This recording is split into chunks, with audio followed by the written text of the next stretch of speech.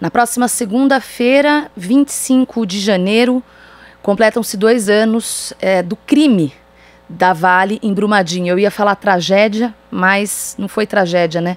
Porque isso era bastante, infelizmente, esperado. Ou a gente pode, no mínimo, dizer tragédia anunciada. Famílias foram destruídas, além, claro, do impacto ambiental.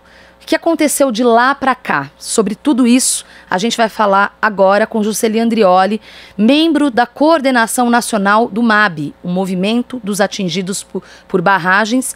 Bom dia, Jocely, como vai? Bom dia a todos os ouvintes da Rádio Atual, é um prazer para nós poder estar mais uma vez juntos. Com certeza, e trazendo então as atualizações, né, desse caso. Ontem houve mais uma audiência, né, uma tentativa aí de chegar a um acordo, nem posso dizer conciliação, porque a palavra conciliação pressupõe um consenso, né? E não dá para entrar em consenso com a Vale considerando essa atitude criminosa que acabou incorrendo nesse crime, um dos maiores crimes ambientais e humanitários que a gente assistiu. Então, para a gente começar, eu quero saber o que aconteceu nessa audiência, qual que é a situação hoje dessa luta por justiça dos atingidos, das vítimas de Brumadinho. Então, para nós a palavra crime é a mais certa de fato, e a gente esperava que um crime fosse punido pela força da justiça. E infelizmente a gente vê uma situação da tentativa de um acordo, né, de uma conciliação, na qual a gente sabe que no Brasil quem tem o poder econômico sempre é mais forte e a justiça acaba sempre se dobrando a esses setores. Então, os atingidos têm mobilizado permanentemente, porque a situação é bastante difícil, questionando esse acordo que está sendo construído em portas fechadas, mas mesmo construindo de portas fechadas, com todo o conforto que a Vale tem, a Vale ontem não aceitou os valores que o Estado está propondo e as instituições de justiça. Isso mostra claramente que a Vale está pouco se importando com a situação dos atingidos de Brumadinho ou da Bacia do Rio Doce, da Bacia do Paraopeba, e sim quer o lucro acima de tudo e de todos. A Vale fez um cálculo, se ela tivesse um acordo, ela vai ter um lucro extraordinário com a valorização de suas ações, mas mesmo assim ela está chantageando para rebaixar ao máximo os valores desse acordo, o que vai prejudicar de cara tanto as indenizações do Estado de Minas Gerais, mas principalmente o dano moral coletivo e social dos atingidos, o qual deveria ser punido exemplarmente a empresa para que crimes como esse não viessem a se repetir em nosso país. Certeza. Eu queria saber sobre esses pedidos de indenização, né? Quais os valores que estão nessa mesa de negociação? O que está em jogo nesse momento? Teve 2 petições conjuntas que somadas dá 54 bilhões de reais, 26 bilhões de reais é o cálculo para a indenização do Estado de Minas Gerais, os prejuízos que o Estado teve, e 28 bilhões de reais seria o dano moral coletivo e social, né? Não incluindo o direito individual nem a reparação ambiental até o momento nesses valores. A Vale vem refutando isso, a Vale quer segurança jurídica, né, como falam as grandes empresas, ou seja, ela quer cancelar as ações judiciais, o que ganharia, então, uma grande imagem para o cenário internacional, exterior, para ter uma valorização de suas ações. Até o momento, então, não fechou o acordo, a empresa foi determinado ontem nessa audiência, que tem até o dia 29 para ainda colocar uma proposta sobre a mesa de valores, mas tudo indica que não terá um acordo, ou o acordo que tiver, se for do interesse da Vale apenas, será um acordo rebaixado, o que traz grandes preocupações aos atingidos, visto que tem várias coisas que precisam ter decisão urgente, são questões emergenciais, como, por exemplo, o pessoal está sem água até hoje, 2 anos depois, uma grande quantidade de pessoas não tem acesso à água potável.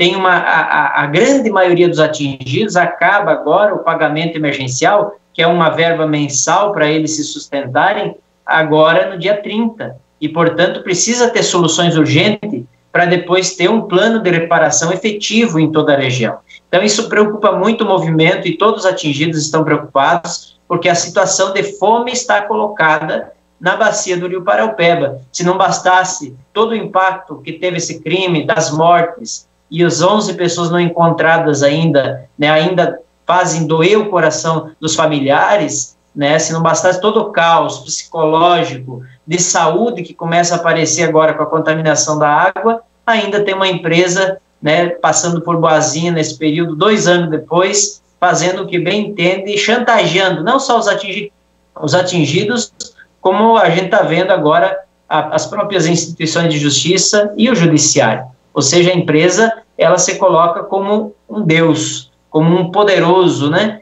E a gente sabe que não é isso, que a empresa devia pagar pelo crime que ela cometeu e deveria ter uma atitude diferente para não cometer novos crimes. Com certeza. Jocely, você falou uma coisa agora que até me arrepiou, a questão do não acesso à água potável.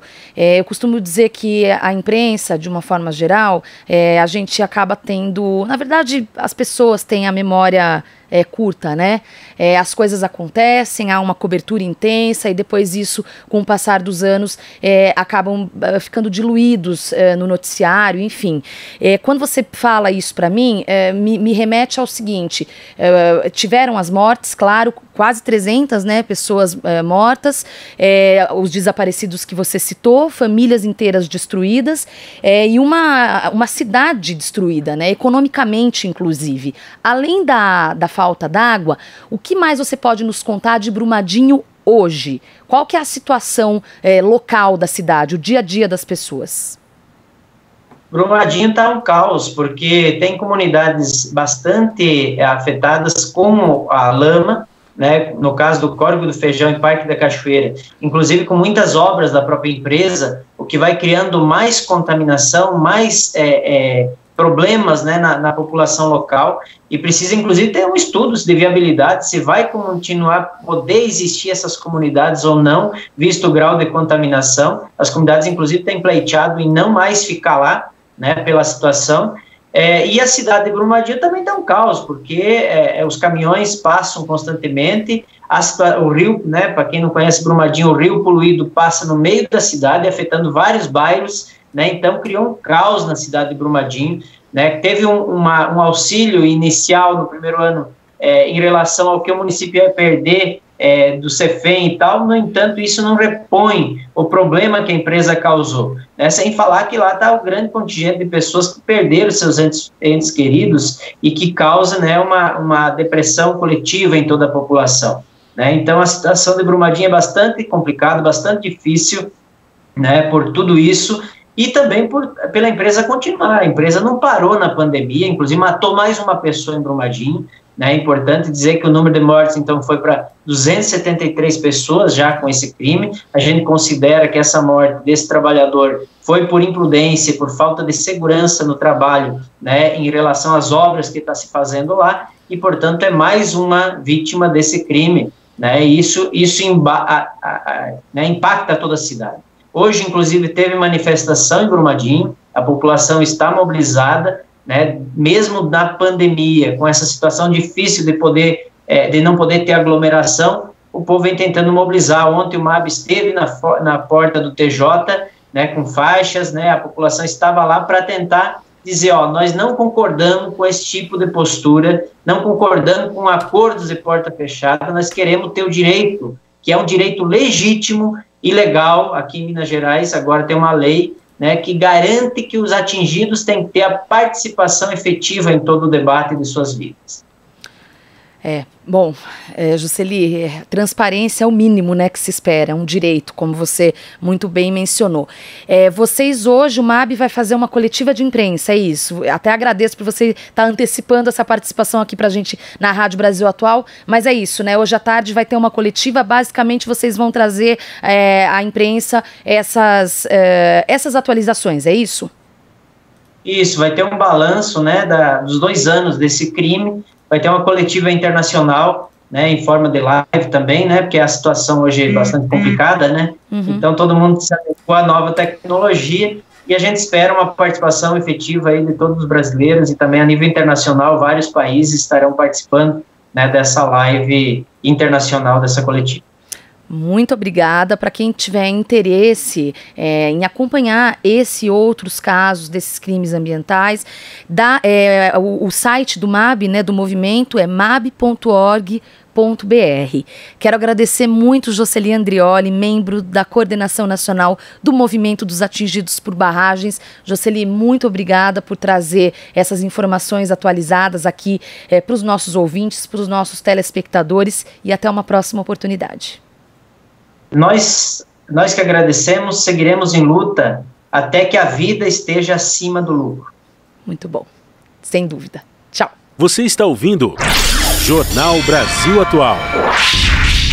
As notícias que os outros não dão.